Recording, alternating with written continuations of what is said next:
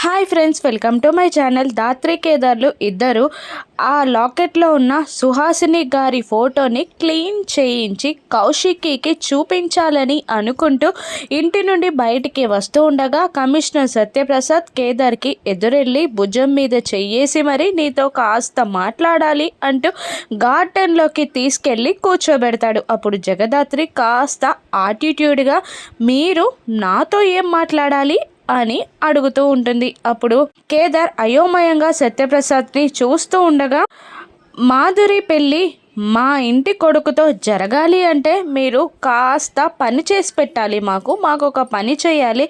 ఈ ఇంట్లో ఉన్న వాళ్ళందరూ మాధురికి కట్న కానుకలుగా చాలా ఇస్తున్నారు, మేము అడిగినవన్నీ కూడా చాలా చేస్తున్నారు, కానీ నువ్వు మాధురికి అన్నగా మాధురి పరువుని నిలబెట్టేలా ఏం చెయ్యవా అని అడుగుతుండగా ఇప్పుడు ఏం చేయాలి అని జగదాత్రి అడుగుతూ ఉంటుంది. అప్పుడు సత్యప్రసాద్ కేదార్ని చూస్తూ మాధురికి నువ్విచ్చే గిఫ్ట్ అనుకుంటావో కట్నం అనుకుంటావో నీ బాధ్యత అనుకుంటావో ఏమనుకుంటావో నాకు తెలియదు, కానీ నీ చేతిలో ఉన్న లాకెట్ నాకు ఇవ్వాలి అని కమిషనర్ సత్యప్రసాద్ కేదార్ని అంటూ ఉండగా కేదార్ బాధగా లాకెట్ని మాధురికి అన్నగా తన బాధ్యతని గుర్తు తెచ్చుకుంటాడు.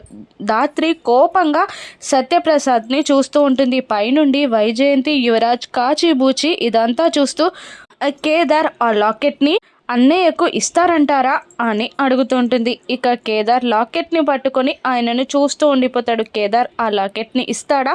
కేదార్ ఆ లాకెట్ని కమిషనర్ సత్యప్రసాద్కి ఇస్తే సుధాకర్ కొడుకుగా ఎలా నిరూపించుకుంటాడో రానున్న ఎపిసోడ్స్లో చూద్దాం.